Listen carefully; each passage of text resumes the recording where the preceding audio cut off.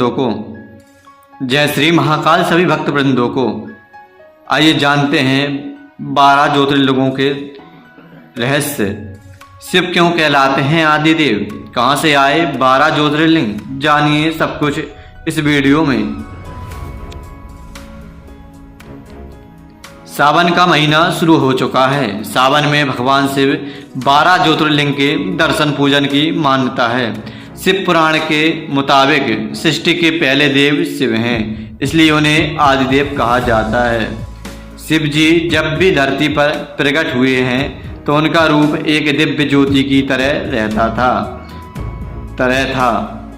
शिव के प्रकट होने वाले स्थानों पर ज्योति की तरह ही शिवलिंग की आकृतियां बनी। शिव के 12 ज्योतिर्लिंग हैं। सावन के महीने में इनकी खास पूजा अर्चना की जाती है। सावन के पहले सोमवार पर 12 ज्योतिर्लिंग से जुड़ी मान्यता, परंपरा और इतिहास के बारे में चलिए बात कर लेते हैं बाबा सोमनाथ की। गुजरात के वेरावल में ये ज्योतिर्लिंग है। यहाँ चंद्रमा ने भगवान शिव की आराधना की थी तो शिव जी प्रकट हुए, इसलिए इसका नाम सोमनाथ पड़ा। अब इनकी मान्यता जानते हैं। चंद्रमा को राजा दक्ष ने श्राप दिया, जिससे मुक्ति पाने के लिए चंद्रमा ने यहाँ शिव जी की पूजा और तपस्या की। शिव जी प्रसन्न होकर यहाँ प्रकट हुए और चंद्रमा को श्राप से मुक्ति दी। चंद्रमा के एक नाम सोम पर ही इस मंदिर का नाम सोमनाथ पड़ा। अब आइए जानते हैं यहाँ की परंपरा। ये पितृ तीर्थ भी माना गया है। यहाँ चैत्र, भाद्रपद और कार्तिक महीने में पितरों के श्राद्ध करने की परंपरा भी है। अब इनका इतिहास जान लेते हैं। ये मंदिर 7वीं सदी में बना। इसके बाद 11वीं से 18वीं शताब्दी तक कई बार टूटा और बना। मौजूदा मंदिर पूर्व राष्ट्रपति डॉक्टर राजेंद्र प्रसाद ने बनवाया था। अब बात कर लेते हैं मल्लिकार्जुन की। आंध्र प्रदेश के नंदलाई जिले में ये ज्योतिर्लिंग है। इसे दक्षिण का कैलाश माना जाता है। ये एकमात्र ऐसा ज्योतिर्लिंग है जहाँ भगवान शिव पार्वती के साथ विराजमान हैं। आइए यहाँ की मान्यता जानते हैं। पुत्र कार्तिकेय को मनाने के लिए माँ पार्वती और महादेव ने यहाँ दर्शन दिए, इसलिए मल्लिकार्जुन नाम पड़ा। यहाँ पूजन करने से अश्वमेध यज्ञ करने जैसा फल मिलता है। यहाँ की परंपरा है, शिवरात्रि पर शिव पार्वती की सवारी निकाली जाती है। सावन में लगातार अभिषेक होता है। अक्टूबर में पूर्णिमा पर कार्तिकेय महोत्सव मनाया जाता है।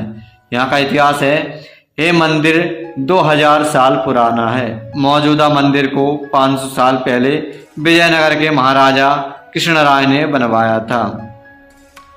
चलिए जानते हैं तीसरी ज्योतिर्लिंग, जो कि है महाकालेश्वर। ये ज्योतिर्लिंग मध्य प्रदेश के उज्जैन में स्थापित है। इस मंदिर के गर्भगृह से ठीक ऊपर से कर्क रेखा निकलती है। हर सुबह शिव जी की भस्म आरती होती है और दिन भर श्रृंगार होता है। यहाँ की मान्यता है, दैत्य के आतंक से मुक्ति दिलाने के लिए शिव धरती को चीरते हुए प्रकट हुए थे। इस जगह को धरती का नाभि स्थल भी कहा जाता है और यहाँ से कर्क रेखा भी निकलती है। यहाँ की परंपरा है, यहाँ लंबी उम्र और बीमारी से मुक्ति के लिए विशेष पूजा होती है। सावन के हर सोमवार को राजा महाकाल अपनी प्रजा से मिलने निकलते हैं। इसे महाकाल सवारी कहा जाता है। यहाँ का इतिहास है, द्वापर युग से भी पहले का मंदिर है। मौजूदा मंदिर 1740 से 1760 ईस्वी के बीच बना है। अब जानते हैं चौथी ज्योतिर्लिंग, जो कि है ओमकारेश्वर। ये मंदिर मध्य प्रदेश के खंडवा जिले में है। हर रोज तीनों लोकों में भ्रमण के बाद यहाँ शयन विश्राम से पहले शिव पार्वती जी चौसर खेलते हैं। यहाँ की मान्यता ऐसी है, ये प्राकृतिक शिवलिंग माना जाता है। मध्य प्रदेश के ओमकारेश्वर में शिव जी और माता पार्वती रात्रि विश्राम करते हैं और सायन से पहले चौसर खेलते हैं। इसलिए मंदिर के गर्भगृह में सदियों से चौसर पासी की विशाल सजाई जाती है। यहाँ की परंपरा है, शिव जी का अभिषेक नर्मदा जल से ही होता है। धनतेरस की रात में भगवान को ज्वार चढ़ाते हैं। सुबह 4 बजे से पूजन अभिषेक होता है और कुबेर महालक्ष्मी का यज्ञ होता है। यहाँ का ऐसा इतिहास है कि पुराणों के मुताबिक 5000 साल पुराना मंदिर है, लेकिन इतिहासकारों का मानना है कि मौजूदा मंदिर 4488 ई के आसपास बना है। अब बात कर लेते हैं बाबा बैद्यनाथ की। ये ज्योतिर्लिंग झारखंड के देवघर जिले में है। यहाँ हर मनोकामना पूरी होती है, इसलिए इसे कामना लिंग भी कहते हैं। यहाँ की ऐसी मान्यता है कि रावण इस शिवलिंग को लंका ले जाना चाहता था, लेकिन ऐसा नहीं कर पाया। सभी देवी देवताओं ने इस शिवलिंग की पूजा की थी। पूजा के बाद शिव यहाँ प्रकट हुए और ज्योति रूप में इस शिवलिंग में समा गए। यहाँ की ऐसी परंपरा है, बाबा बैद्यनाथ धाम के पास ही जय दुर्गा शक्तिपीठ है। मंदिर में ज्योतिर्लिंग के साथ ही शक्तिपीठ की पूजा का फल मिलता है। और यहाँ का ऐसा इतिहास है कि पुराणों के मुताबिक ये त्रेता युग का मंदिर है, लेकिन इतिहासकारों के मुताबिक मौजूदा मंदिर को गुप्त वंश के आखिरी राजा आदित्य सेन ने 8वीं शताब्दी में बनवाया था। अब बात कर लेते हैं बाबा भीमा शंकर की। ये ज्योतिर्लिंग महाराष्ट्र के पुणे जिले में सह्याद्री पर्वत पर है। यहाँ की ऐसी मान्यता है, यहाँ शिव ने कुंभकर्ण के पुत्र भीम को मारा था। इसके बाद शिव यहाँ ज्योति रूप में स्थापित हो गए हैं। और यहाँ की परंपरा, यहाँ शिव को मोटेश्वर महादेव के रूप में पूजा जाता है, क्योंकि शिवलिंग का आकार मोटा है। इतिहास जान लेते हैं। वैसे तो मंदिर का इतिहास त्रेता युग से जुड़ा है, लेकिन वर्तमान मंदिर का निर्माण 18वीं सदी में नाना फड़नवीस ने करवाया था। भीमा शंकर मंदिर नागर सैली में बना हुआ है। अब बात कर लेते हैं रामेश्वर की। ये ज्योतिर्लिंग तमिलनाडु के रामनाथपुरम में स्थित है। राम ने यहाँ शिव जी का अभिषेक किया था। यहाँ की ऐसी मान्यता है कि श्री राम ने युद्ध के लिए लंका जाने से पहले समुद्र किनारे बालू से शिवलिंग बनाकर पूजा की थी। श्री राम के बनाए गए इस शिवलिंग को ही रामेश्वर कहा जाता है। और यहाँ की परंपरा है, रामेश्वर में शिवलिंग पर हरिद्वार से लाया हुआ गंगा जल चढ़ाने का विशेष परंपरा है। यहाँ का ऐसा इतिहास है कि श्री राम ने इस शिवलिंग की स्थापना की थी। इस वजह से मंदिर की कथाएं त्रेता युग से जुड़ी हैं। 11वीं सदी में एक राजा पराक्रम बाहु ने इस ज्योतिर्लिंग का गर्भगृह बनवाया था। 15वीं सदी में राजा उदयन ने सेतुपति ने यहाँ जीर्णोद्धार करवाया था। 16वीं सदी में राजा विश्वनाथ ने यहाँ नंदी मंडप बनवाया था। 17वीं सदी में थलवाई सेतुपति ने मंदिर का गोपुरम बनवाया था। 1900 में 126 फीट ऊंचे 9 मंजिला राजगोपुरम का निर्माण देवकुट्टाई जमींदार ने करवाया था। चलिए बात कर लेते हैं हम नागेश्वर की। ये ज्योतिर्लिंग गुजरात के द्वारका से करीब 17 किलोमीटर दूर स्थित है। यहाँ की ऐसी मान्यता है, यहाँ शिव ने दारुक नाम के दैत्य को मारा था। यहाँ शिव को नागों के देवता के रूप में पूजा जाता है। यहाँ की परंपरा है, यहाँ शिव के साथ नाग पूजा भी खासतौर पर होती है। गर्भगृह में पुरुष सिर्फ धोती पहनकर ही पूजा कर सकते हैं। यहाँ का इतिहास जान लेते हैं कि मंदिर कथाएं द्वापर युग से जुड़ी हैं। पांडव दारुक वनवास के दिनों में आए थे। मंदिर को विदेशी शासकों ने कई बार तोड़ा था। मंदिर के वर्तमान शिखर का निर्माण अहिल्याबाई होलकर ने करवाया था। अब बात कर लेते हैं काशी विश्वनाथ की। ये ज्योतिर्लिंग उत्तर प्रदेश के वाराणसी यानी काशी में है।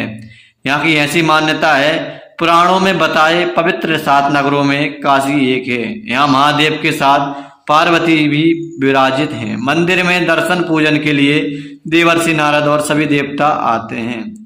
यहाँ की ऐसी परंपरा है कि सावन में यदुवंशी लोग मान मंदिर घाट से गंगा जल लेते हैं और काशी विश्वनाथ का जलाभिषेक करते हैं। ये परंपरा करीब 90 साल से चल रही है। यहाँ का इतिहास है कि मंदिर की कथाएं हजारों साल पुरानी हैं। विदेशी राजाओं ने कई बार मंदिर को तोड़ा है। मौजूदा मंदिर 1780 में इंदौर की अहिल्याबाई होलकर ने बनवाया था। अब जानते हैं त्र्यंबकेश्वर की। चलिए बात कर लेते हैं त्र्यंबकेश्वर की। ये शिवलिंग महाराष्ट्र के नासिक में है। मंदिर में एक गड्ढे में 3 छोटे छोटे शिवलिंग हैं, जिन्हें ब्रह्मा, विष्णु और रुद्र रूप में पूजा जाता है। यहाँ की ऐसी मान्यता है, यहाँ गौतम ऋषि गंगा नदी को लाना चाहते थे, लेकिन गंगा शिव के बिना नहीं आना चाहती थी। तब ऋषि ने तपस्या की, जिससे शिव यहाँ प्रकट होकर ज्योति रूप में विराजमान हुए। गंगा यहाँ गौतमी यानी गोदावरी नदी के नाम से बहने लगी। इसे गौतमी गंगा भी कहते हैं। यहाँ की ऐसी परंपरा है, यहाँ सावन के सोमवार को शिव सवारी निकलती है। राजा शिव अपनी प्रजा से मिलने निकलते हैं। यहाँ शिव पूजन से काल सर्पदोष से मुक्ति के लिए महापूजा होती है। और यहाँ का कुछ ऐसा इतिहास है कि ये मंदिर शंकराचार्य के समय का माना जाता है, लेकिन इतिहासकारों के मुताबिक मौजूदा मंदिर 1786 में तीसरे मराठा शासक नाना साहब पेशवा ने बनवाया था। अब बात कर लेते हैं केदारनाथ की। ये मंदिर उत्तराखंड के चमोली जिले में है, जो कि भारत के 4 धामों से एक है। भगवान शिव ने यहाँ पांडवों को दर्शन दिए थे। यहाँ की मान्यता है कि पांडवों ने कौरव भाइयों की हत्या के पाप से मुक्ति पाने के लिए यहाँ शिव आराधना की थी, फिर यहीं से स्वर्ग के लिए निकल गए थे।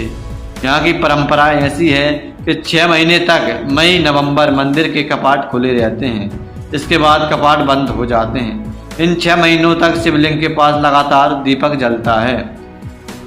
इसका इतिहास कुछ ऐसा है कि पुराणों के मुताबिक द्वापर में पांडवों ने ये मंदिर बनवाया था, लेकिन प्राकृतिक आपदाओं में मंदिर टूटने के बाद 8वीं शताब्दी में आदि शंकराचार्य ने ये मंदिर बनवाया है।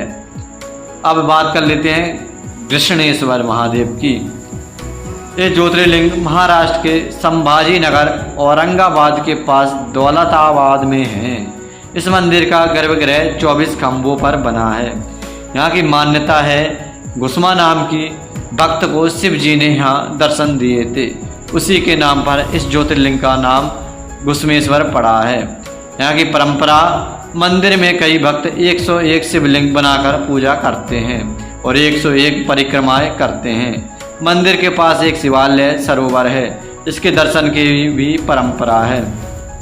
यहाँ का इतिहास कुछ ऐसा है कि कृष्णेश्वर मंदिर को 13वीं-14वीं शताब्दी में विदेशी राजाओं ने कई बार नष्ट किया। 16वीं सदी में बैरुल के मालोजी भोसले शिवाजी के दादा ने मंदिर का निर्माण कराया। मुगल काल के बाद इंदौर की रानी अहिल्याबाई ने 18वीं शताब्दी में वर्तमान मंदिर का पुनर्निर्माण कराया था। तो भक्तवृंदो, है तो रही महाकाल बाबा की महिमा और उनकी 12 ज्योतिर्लिंग की विशेषताएं और इतिहास। अगर आपको इस वीडियो से सही जानकारी मिली हो तो वीडियो को लाइक करके अपने परिजनों को शेयर अवश्य कर देना, जिससे उनको भी जानकारी मिल पाए। और हाँ, चैनल को सब्सक्राइब करके महाकाल बाबा के नाम की हाजिरी जरूर लगा देना। जय महाकाल।